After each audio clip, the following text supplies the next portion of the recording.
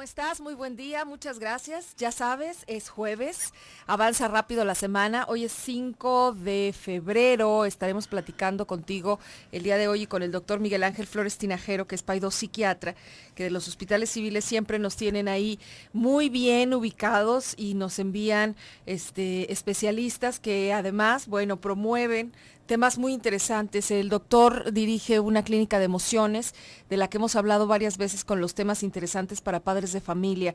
Y él nos sugirió, entrando este 2015, que platicáramos del suicidio, pero no como regularmente escuchamos de y cuando hablamos además o escuchamos hablar del suicidio en niños, pues nos alarman, nos impacta, pero solo son estadísticas, las cifras y el hecho que de entrada pues parece muy violento para una sociedad como la nuestra. Aquí lo que nosotros queremos y lo que nos propuso el doctor de inicio fue ayudarnos a entender cómo se construye el suicidio. Tú dirás, oye, es que suena como hasta paradójico, ¿no? Si el suicidio es el término de la vida voluntario, cómo es que se puede ir caminando hacia allá, cómo es que va dando señales o cómo es que hay condiciones que de alguna manera alimentan el deseo de morir y en el tema específico que siempre nos toca a nosotros, que es la infancia,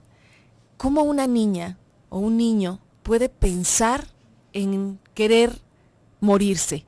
O no solo pensarlo, algunos lo dicen. ¿Qué pasa si lo dicen? Eso es ya un aviso de que lo van a hacer. ¿Por qué se han suicidado los niños y los jóvenes que lo han hecho en estos últimos meses o años? Y que seguro tú, como cualquiera de nosotros, estás sensible a este tema y que entendiendo que hay que comprenderlo primero para poder prevenirlo, solucionarlo, está aquí con nosotros el especialista, el doctor Miguel Ángel Flores Tinajero, que es psiquiatra. ¿Cómo está, doctor? Bienvenido nuevamente. Bien, gracias, Claudia, por permitirnos hablar de este tema que pertenece a todos los tiempos y pertenece a todas las personas. ¿Se construye el suicidio, aunque suene así raro? Fíjate que la teoría biológica sobre las familias que se suicidan ha sido una teoría muy fuerte a lo largo de la existencia de la salud mental o de las clínicas de salud mental. Y sí tenemos grupos de gente que tiene generaciones de 3 personas que se han suicidado. Por eso habla usted de las familias. De las familias, sí. Y tenemos este tipo de conductas, pero también hemos estado visualizando, y el día de hoy les hablaré de algunos casos clínicos, niños que debido a circunstancias que viven, debido a composiciones familiares o sociales o económicas, están teniendo la idea de ya no existir. Y cuando uno les pregunta a los niños o los adolescentes por qué ya no existir o si verdaderamente ya no quieren existir, nos dicen que realmente no es que se quieren morir, sino es que quieren quitarse los problemas que ellos sienten tener como problemas. Y los que están ya, que han caído a la depresión infantil o a la distimia infantil, que es una depresión en niños mayor de 1 año que viven con sentimientos de tristeza, estos niños nos dicen que realmente ya no quieren vivir. Y a veces pasa lo que Durkheim como sociólogo nos dicen que se llama anomia, que han perdido el sentido de la vida. No tienen esas ganas de disfrutarla, no tienen esa química ni esa emoción de poder decir la vida es una gran emoción, una gran chispa, una esperanza. Se pierde y caen en términos de pobreza emocional, pobreza relacional. Y en la mañana venía yo del hospital y una niña de 13 años se está cortando sus brazos, está teniendo ideas de suicidio, pero luego vemos que vive en un ambiente de mucha dificultad, le cuida a una abuela y la abuela tiene un cáncer cervicouterino y la abuela tampoco ya se está atendiendo, se está suicidando la abuela. Y la abuela tiene 11 niños que cuidar y tiene una familia que no han cachado, que la abuela ya no se está cuidando. Y nosotros pues no nos concertamos, quedamos pues dándole una receta a la niña por su depresión, sino citamos a toda la familia que podemos para hacer una red. Citamos a la trabajadora social, citamos a la terapeuta familiar, como una familia urgente, vulnerable, que ahí va a pasar una tragedia, porque están teniendo pobreza económica y pobreza para resolver conflictos. Muchos de los casas que estamos atendiendo, casos y casas, hogares, uno de los problemas principales, después de atender a esa niña de 3 años, atendí a otro niño con problemas graves de conducta, y sus papás profesionistas que acuden al hospital a pedirnos ayuda y nos dicen que están teniendo ellos dificultades de pareja, que genera en niño estrés. Las peleas de pareja verbales y malas físicas pueden ocasionar en los niños que vivan el ambiente como un susto grande, como un terremoto, como un estrés del leve, moderado, del grave, del que se asustan. Y esto genera en niños ideas de querer morir a veces. Doctor, vamos a hacer una pausa comercial. Estás escuchando al doctor Miguel Ángel Flores Tinajero en el programa de radio Club de Mamás, aquí en Radio Mujer. Nos está hablando del suicidio, nos está explicando cómo es que un niño puede tener deseos de morir. Y con este ejemplo que nos compartió, pues es evidente que podemos empezar a vislumbrar que hay condiciones que favorecen, por supuesto, a la depresión. Vamos a detallarlo un poco más. Bienvenidas todas sus preguntas, comentarios. Regresamos después de esto. En niños y en jóvenes, claro, en adultos también, porque lo estamos abordando desde donde nos lleva el doctor Miguel Ángel Flores Tinajero, que es especialista, es psiquiatra, a comprender, bueno, de entrada, cómo una persona tiene en algún momento de su vida un pensamiento de muerte, sí, un deseo de morir, y quizá ahorita nos hablará de los comportamientos. A mí me gustaría que se detuviera en esto, doctor, en comportamientos que pueden ser o no un detonador del suicidio. De hecho, llegó una llamada preguntando sobre este tipo de cortadas que alguien puede estarse haciendo en su piel, que puede ser un comportamiento o un hábito. En chicos, sé que hay adolescentes que incluso, bueno, lo toman como un juego, ¿sí? ¿Tiene algún nombre? ¿Está catalogado como una enfermedad mental? Sí, mira, actualmente la doctora Lilia Albores de la Ciudad de México, que tiene psiquiatra infantil y tiene un postdoctorado, va a venirnos a dar un curso en el Congreso Internacional el 26 de febrero sobre autolesiones. Se llama autolesiones. Autolesiones. Muchos lo conocen como cutting, pero nosotros en México como autolesiones. Y claro, los niños que tienen autolesiones, mira, cuando les preguntas y tú les dices, ¿por qué te cortas? Y uno nos dicen, pues es que quiero ver si me sale algo. Uh-huh. Hay un vacío. En los niños hay un vacío de su estructura, de su ser, de cómo se sienten. Y el cortarse les da la sensación de estar vivos. Y algunos dicen, a ver si me sale algo de adentro. Entonces hay un vacío y no es un juego. Realmente no es un juego. Tenemos niñas o niños que se autolesionan en el abdomen, todo el abdomen, que algunos ocupan suturas, algunos son superficiales en brazos, antebrazos. Eso es una necesidad urgente de atender a un niño. Y esto es como cuando la gente decían que histérica y que ocupaba una americana y una alemana, una inyección para quitarle esa crisis histérica. Pues no era una crisis histérica, a lo mejor en el trastorno del carácter sí, es una urgencia psicológica emocional.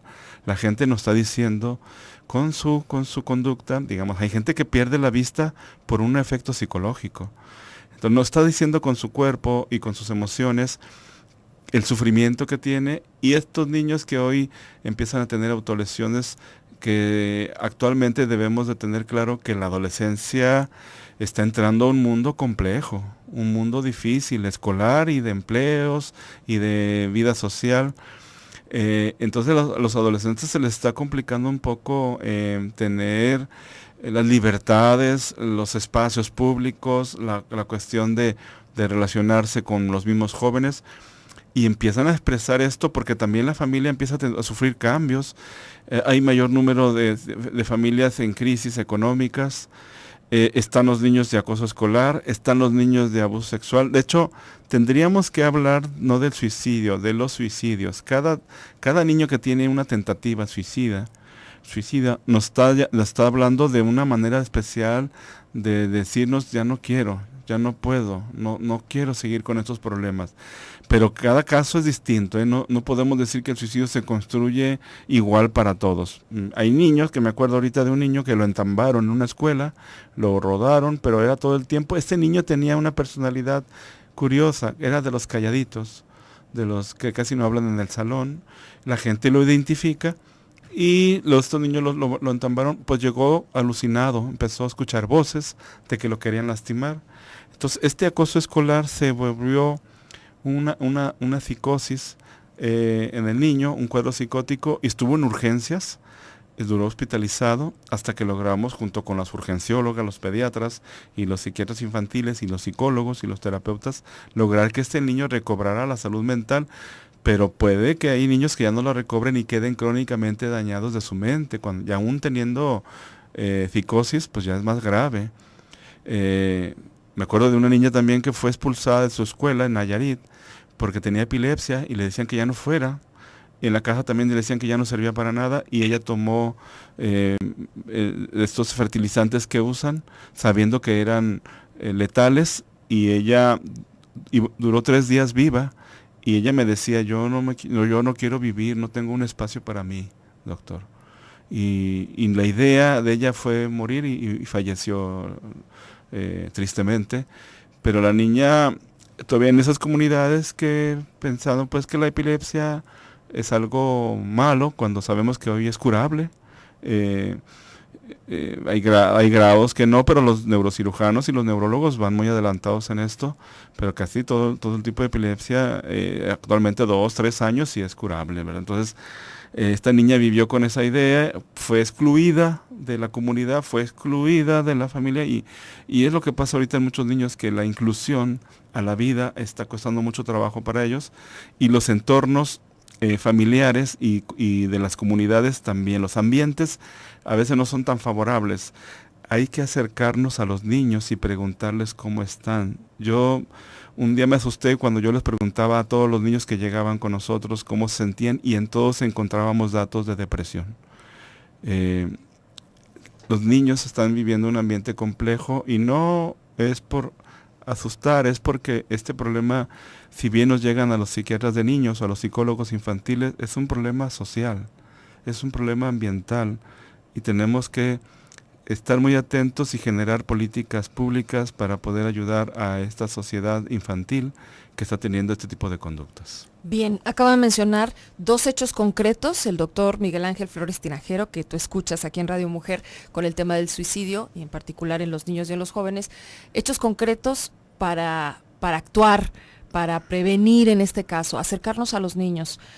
Probablemente un niño no te va a decir, sí, estoy deprimido, porque ni siquiera logra el concepto, ni siquiera identifica de bien a bien qué es lo que tiene, pero el hecho de poderse expresar y de que haya alguien que se conduce con él amigablemente, amorosamente, para ser escuchado, puede ser el principio de un cambio rotundo que realmente le traiga bienestar si no lo tiene en ese momento en su vida, de la edad que sea, ¿eh? A veces pensamos que, pues, que ya están grandes y bueno, ya saben cómo resolver las cosas, pero recuerda que aún los adultos mismos estamos en construcción, seguimos, y tampoco muchas veces identificamos de bien a bien qué es lo que tenemos. Nos hablaba el doctor de ese hecho concreto en particular, y obviamente esto que ya tiene que ver con una propuesta a otro nivel, pero que definitivamente viene desde nosotros, ¿sí? O sea, para que haya políticas públicas, para que llegue esto a tener una cara de ley, que realmente ponga a funcionar varias instituciones,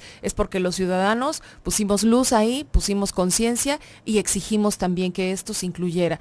Pero no lo voy a hacer sin antes yo sensibilizarme a los niños que están cerca de mí, sobrinos, nietos, vecinos, ¿sí?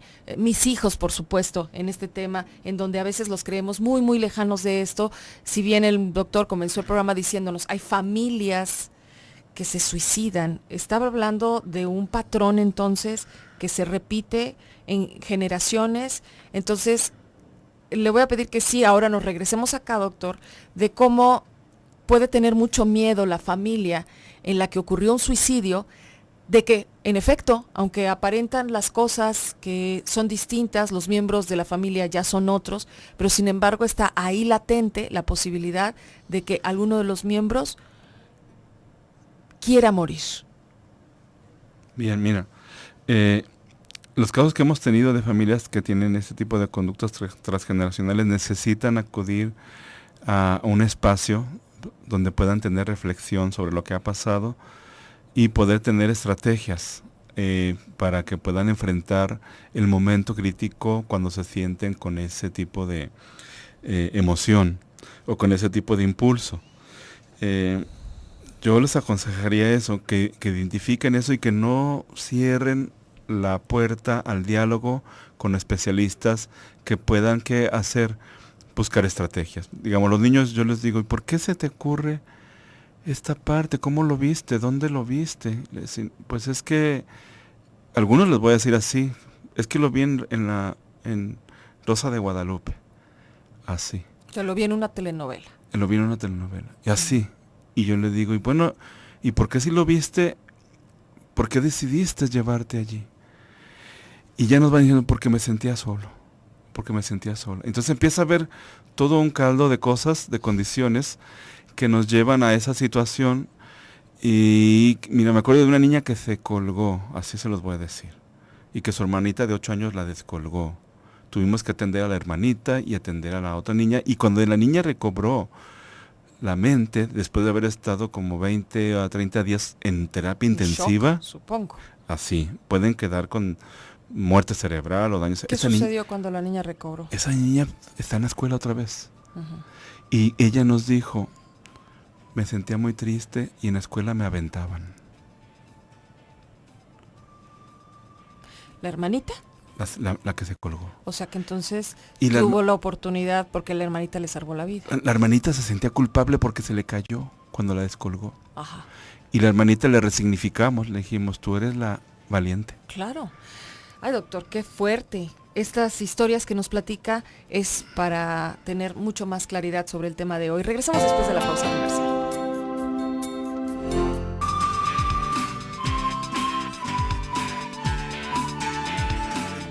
Seguimos en el programa, está Toño Oregel en los controles de audio, está Rosy Muñoz en la producción del programa, está Jessica Orozco en los teléfonos, en las cámaras está César Paz, en los micrófonos nos acompaña el doctor Miguel Ángel Flores Tinajero, que es paidopsiquiatra, y en esta voz Claudia Caballero. Me da mucho gusto saludarte todos los días. Sabes que buscamos tener equilibrio entre nuestros temas y algunos son muy festivos, muy alegres. Hay otros, híjole, muy duros, como el del día de hoy, hablar de suicidio en niños, en adolescentes. No está fácil, pero debemos hablar. Es como cuando estamos tratando el tema de, no sé, y sabes que lo incluimos ya además una vez al mes, el de prevención de abuso sexual infantil, ¿no? Sí, hay, el silencio es el que hace que también crezca todo esto. Hacer como que no veo, como que no oigo, como que no entiendo, no ayuda. Sí, puede ser que yo no entienda por qué un niño pudiera suicidarse, o pueda yo ya hacerme una idea de, bueno, los niños que cometen esto es porque pues tienen familias que de todas maneras los iban a maltratar y pues qué mejor que se vayan por ellos mismos, ¿no? Hay diversas historias y cada una distinta entre sí. Hoy nos acompaña el doctor con la idea de que desde su especialidad no solo nos asuste con cómo se suicidan los niños o por qué, sino de qué manera podemos revertir esto, si es que se está volviendo una tendencia, porque hay algunos datos que a mí no me gusta comenzar con ellos, por eso empezamos con los casos. Son niños, son personas, ¿sí? Niñas y niños. Ahora sí existen estadísticas, cuando menos estamos hablando aquí en Jalisco, y además se van a dar a conocer con más detalle con nuestro invitado, que además es el coordinador del módulo de salud mental del próximo Congreso Internacional Avances en Medicina Hospital Civil de Guadalajara, que ya estaremos cubriendo este evento como todos los años, y que justo en este módulo se van a presentar estos detalles, ¿sí?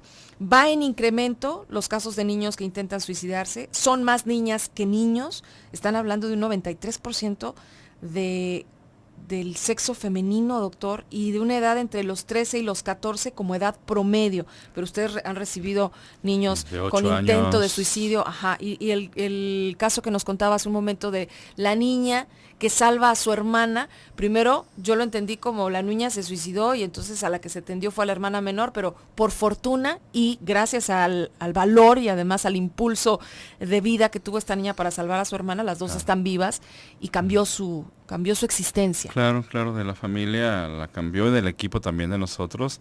Y van actualmente a consulta todas ellas son ellas, para ayudarles a la abuela y a las dos niñas, ¿verdad? ¿Qué dificultades refieren los niños que intentan el suicidio? Usted hablaba de pobreza, desatención o abandono, ¿sí? Muchos de ellos no tienen a sus padres, están siendo cuidados por otras personas o maltratados por otras personas. Sí, mira, pero yo les comentaba que son los suicidios, porque cada caso que tienen un intento de suicidio o se suicidan es distinto. Sí. Me recuerdo, pues, ahorita, por ejemplo, hablabas del abuso sexual. Entonces, hay niñas que tienen, o niños que tienen maltrato infantil en los primeros años de su vida y no lo recuerdan. Entonces, los programas públicos tienen que ser dirigidos a crear vocaciones de crianza. Gente que quiera invitar a un niño a la tierra tiene que tomar cursos para saber cómo cuidar a un niño y si tiene el temperamento y el talento y la vocación para hacerlo, porque muchas veces no saben. Y dentro de ese hogar, que no sabemos qué pasa, los niños sufren de violencia. Los niños que tienen a veces un tipo de maltrato, sea físico, psicológico, sexual, a veces tienen cambios de su manera de estructurar y organizar su personalidad. Cuando hablamos de personalidad, hablamos también de su identidad. Y esta identidad se ve escindida o se ve modificada, y estas niñas o estos niños pueden tener problemas para organizar su conducta, pueden ser más caóticas o caóticos, impulsivos, tener crisis, caer en estados de depresión, no saber qué quieren, tener un vacío constante, y al final llegan ya a la edad de los 7, 8 años con un problema ya de identidad, de construcción de su personalidad. Sabemos que a los 7, 8 años en los niños pasa algo que piensa a estructurarse ya su personalidad, tienen concepto de muerte y concepto de vida, y estos niños empiezan a tener luego problemas de conducta o de ansiedad o de tristeza o de vacío, y llegan a la edad de 10, 11 o 12 o 13 años y empiezan a tener conductas de autoagresión o de problemas escolares, y luego tentativas suicidas, y algunos lo consumen. Entonces, hay casos de maltrato infantil que llevan la construcción a este tipo de eventos suicidas. Y lo curioso de nuestras estadísticas es, como lo que comentaba Claudia Caballero, es que es más tendiente la conducta de suicidio en menores femeninas que en masculinos, y los métodos de suicidio han variado, pero cada caso nos implica un estudio distinto, no es igual para cada persona en desarrollo que tiene esto. El número que tuvimos en el 2014, que ya lo hemos dicho en otros medios, fueron de 83 casos. Esto nos alarma porque los casos que empezamos a atender hace 4 o 5 años fueron de 48 casos, y se fue subiendo y se fue subiendo. También les diré que no todos se hospitalizan. Yo en la mañana ha habido casos que no hospitalizamos porque creamos una red de apoyo porque no tenemos tampoco muchas camas nosotros. Entonces creamos una red de apoyo para poder proteger a esa niña con la familia, con las instituciones como por ejemplo el DIF. El DIF a veces se une a este trabajo, con la trabajadora social del hospital civil, con las terapeutas familiares. Entonces esta red de apoyo está citando más seguido a estos niños y a su familia. Mira, a veces los niños se dan la media vuelta cuando los papás se van, o los abuelos o quien los cuida, nos dicen, cite a mis abuelos porque están muy tristes. O sea, ellos se dan cuenta realmente Sí, de dónde está el problema. Y ellos son los Se dan pacientes. cuenta de su problema, pero Sí. saben que los demás que están conviviendo con ellos Sí. también están en problemas. Y hoy la niña, eso me lo dijo el primer día, y cité a toda su familia. Y hoy cuando se iba me decía, gracias doctor, porque lo citó. O sea, fue como, yo no puedo hacerle ver a mi familia Pues no, lo que no alcanzan a ver, tiene que ser un profesional. En este caso pasa lo que descubren otros profesionales en otros países, son niños parentalizados, ¿Qué es eso, doctor? Que son los niños que están sosteniendo la familia. Ay, pobrecitos. Que son niños que son los que sí, son los que cuidan a los hermanos los chiquitos, que cuidan, son los que casi levantan al papá para que se vaya a trabajar, ¿no? Los que resolucionan los conflictos. Los que cocinan, los que cierran la puerta en la noche. Sí, los que sienten y saben. No estamos diciendo que los papás están malos, los abuelitos. Estamos diciendo que hay un sistema que tiene un problema de carencia en cómo resolver. Ajá. Y no ocupan dinero, ocupan que los ayuden a desarrollar formas de resolver situaciones de vida. Porque entonces no están los niños viviendo su lugar de niños. No, se hacen ese papel de ser parentalizados y sufren. Y lo que quieren ellos es irse, como esta abuelita que tiene cáncer, que dice que ya no se quiere atender. No, pues no. No, pues si le dejan 11 nietos a cuidar y la mujer tiene cáncer, no, yo ya me voy. Sí, ¿no? pobrecita. Es no es justificable, pero es comprensible, ¿no? No, es una situación de sálvense a quien pueda, y en el fondo hay un problema económico. Uh-huh. En el fondo hay un problema de resolución de problemas. En el fondo ya se enfermaron de depresión, uh-huh, de tristeza, y la gente está vacía y no sabe cómo hacerle. Nosotros creamos la red allí, pero realmente eso es un problema de todos, antropológico, psicológico, religioso, social, político, cultural, y nos llegan a los psiquiatras o a los psicólogos, pero el problema no es allí, el problema va más allá, y a nosotros nos llega la última parte, la parte de que el que se quiso lastimar o ya se lastimó, pero no se trata de eso, se trata que la cuestión vaya desde, por ejemplo, de si fuiste invitado al mundo, deseado, aceptado y con ganas, con amor. Y luego te criaron con reconocimiento, con cuidado, te llevaron al deporte, te llevaron al arte, jugaron contigo. Toda esta parte, bueno, a esta población infantil pasa que a veces hay niños que tienen a sus papás, pero también pasa que los papás están en crisis. Yo ahora veía una niña que te comentaba hace rato y la mamá me dijo, sí quiero que nos vea a mi esposo y a mí porque gritamos mucho delante de los niños. Y los gritos es algo que los niños lo viven con mucho miedo. Pues ahí está. Yo sé que el doctor dijo, no es un asunto de dinero.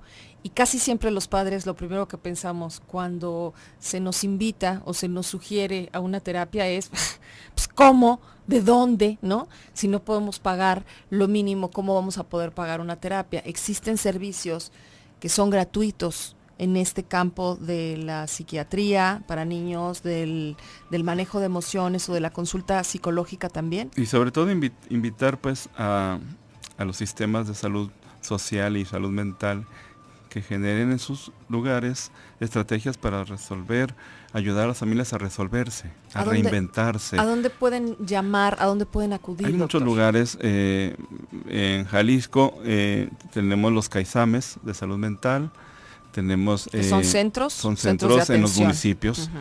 Y tenemos aquí mismo las instituciones que tienen servicios de salud mental, ISSSTE, IMSS, Salubridad y los propios hospitales civiles. Perfecto, también. Vamos a quedarnos con esto después de la pausa comercial. Regresamos, quédate. Estás en Radio Mujer, el sexto sentido de la radio.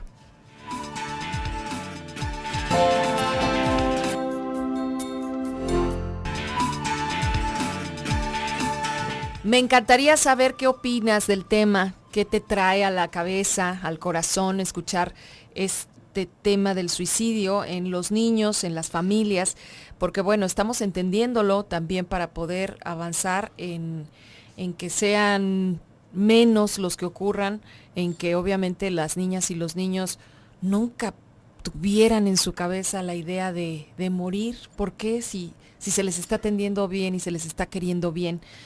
Así que hoy estamos con este tema y volveremos a tratarlo, pero me encantaría saber qué opinas. Tenemos un número de WhatsApp, un número de contacto, así como nos puedes llamar por cabina, desde tu teléfono, desde tu celular. Lo puedes hacer enviándonos un mensaje de texto. El número es el 333, desde tu celular, como un WhatsApp, como un mensaje. Es un contacto al que le puedes poner cabina de Radio Mujer. 333-822-3208 y es un teléfono celular habilitado de lunes a viernes en nuestros horarios de programación. También tenemos, por supuesto, nuestras redes sociales, Facebook y Twitter, y ahorita hay muchas mamás que tal vez no sepan que también nos pueden ver por www.radiomujer.com.mx. Saludo a las chicas del chat que siempre están ahí y que por supuesto están escuchando el tema interesante. Sí, difícil, yo sé que no es festivo, pero estamos con esto buscando también sacarlo a la luz, apoyarlo de esta manera y construir mejores vidas, ¿no? Mejores historias. Se solicita, quiero hacer un paréntesis porque hay un servicio social para una bebé de nombre Mía Valentina Aguilera Barba. Tiene 8 días de nacida, Mía Valentina, y se encuentra en estado grave, esta pequeñita. Se está solicitando para ella sangre O positivo. Ella está en la clínica 86 del Seguro Social, que está en Avenida Washington y Chapultepec. Por favor, si desean donar sangre, es sangre O positiva. Tengo aquí una llamada. Una persona llamó y comentó lo que ocurre en la familia de su esposo. Los sobrinos de su esposo se suicidaron. El primero, a los 17 años, se ahorcó. Después de poco tiempo, la hermana de este mismo muchacho se suicida. Tenía 14 años, tomando veneno. La pregunta para usted, doctor, es ¿por qué cree que los padres de estos chicos volvieron a pasar por un suicidio, ya que eran hermanos? Bueno, es difícil decir un comentario, pero de los casos que yo he visto que se han suicidado a veces hasta con la misma pistola. Entonces es lo curioso que o sea, algo los une a los hermanos y ahí los unió el suicidio. Sí, y no, a lo que voy es que si hay una conducta de este tipo, es probable que el 50% tengan riesgo de haberlo, y no nomás en la familia, en el vecindario. En el vecindario. O sea, impacta tanto un suicidio sí, a los que están vivos, sí, alrededor, que parecen ser como si se contagiara, como si lo llamara, o qué sucede, porque esto es muy grave, doctor. Sí, hay muchas explicaciones. El suicida nos mata a todos. El homicida se mata a sí mismo, el que se mata, el homicida mata a otro, pero el suicida nos mata a todos. Esta frase del suicida nos mata a todos. Porque pega, y más cuando son niños, genera una situación no nomás en la familia, sino en el vecindario, y a veces esto se repite allí, porque es un fenómeno no nomás psicológico, sino social. Recordemos esto que lo hemos estado diciendo, y ambiental. Aquí tendríamos que también hacer muy énfasis, decirles que en niños no es tan complejo ni tan difícil desactivar esta mente que quiere suicidarse. La cosa del niño es que a veces quiere evitar ya tener el problema, y hay que ayudarle a que pueda él, en un equipo terapéutico, lograr hacer un cambio o una resignificación de cómo tener estrategias para cuando siente este problema, y buscar que la familia tome los adultos su espacio. Digamos, lo que Sabater denomina pues como eclipse familiar, donde los adultos de la familia no están activados ahí, o no hay, activarlos, porque algo está pasando con nuestros adultos, que los niños no están siendo sentidos ni escuchados por lo que les está pasando, y los niños no están atreviendo a decir lo que les está pasando, están siendo el chivo expiatorio posiblemente. Entonces en los niños es muy fácil desactivar esto cuando la familia empieza a hablar de esto. Cuando nosotros tuvimos en el 97 un grupo de gente que se suicidaba, recuerdo yo que lo que hicimos para ayudar a estas personas es juntarnos todos los que tenían esta problemática. O sea, las familias para socializar lo que estaban sintiendo. Entonces ocupan una ayuda profesional para poder hacer resignificaciones, identificar por qué está pasando esto. La gente lo localiza y lo puede resignificar. Digamos, la vida... Debe ser devastador, doctor. La vida está en la naturaleza y nos llama, pero cuando alguien se va por allí, de hecho hay gente que tienen que hacer en adultos, principalmente niños, no lo hemos hecho todavía porque no se ha ocupado, terapia electroconvulsiva para desactivar la idea suicida, que es recurrente. Ya una cosa y salen del hospital y viven, otra cosa y salen del hospital y viven.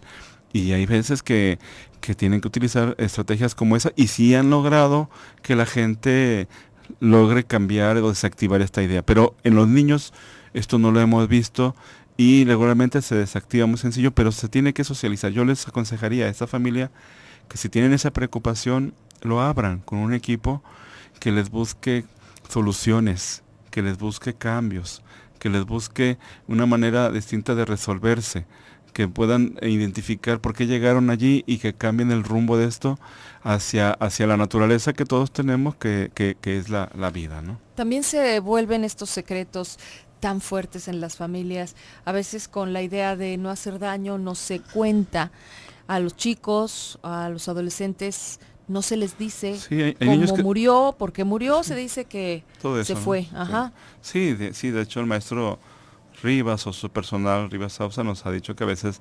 quieren que digan otra cosa en el certificado, para no Ok, decir, cuando se está haciendo el certificado de muerte de la sí, persona que se suicidó, sí, le que dicen, digan no, que, no le ponga que se suicidó, sí, póngale otra cosa. sí, Pues es que hay vergüenza que esto también, se ¿no, sucedía doctor? más antiguamente, ahora ya no tanto, pues Ujú. por la cuestión también religiosa y social, ¿no?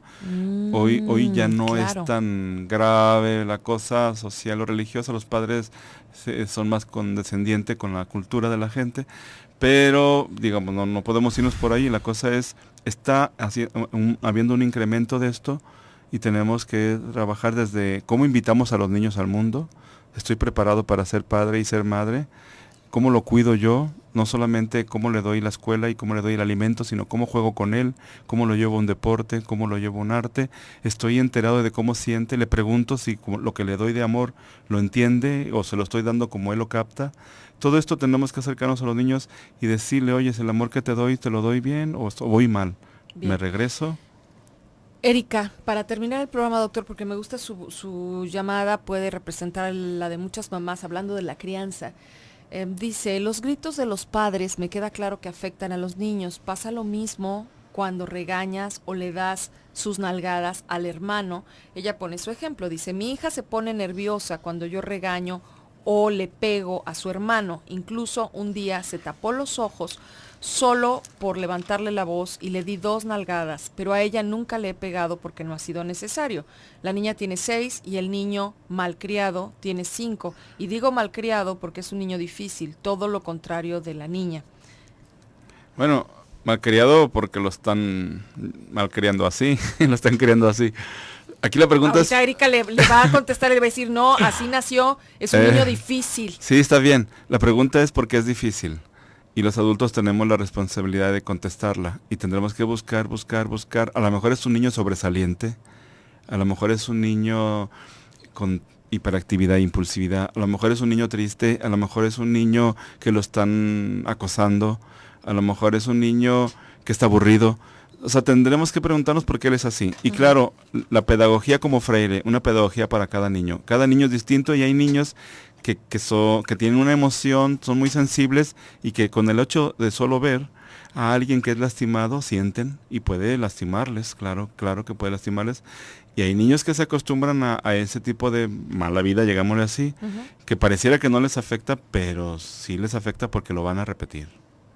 Aquí la pregunta sería, ¿qué le pasa al niño que está malcriado, por llamarle así, como dice la mamá? Y la otra niña, pues cuidar, preguntarle a ella qué piensa y buscar un sistema de crianza distinto. El reto del siglo XXI, de los padres del siglo XXI, es no pegar, no gritar, pero sí marcar límites a los niños. Y sí ayudar a que los niños tengan ambientes favorables para que tengan una vida que los lleve a colaboración y la educación para la paz. Pero los niños que tienen un síntoma que insiste en algo, tenemos que preguntarnos hasta que lo contestemos. Y es un equipo.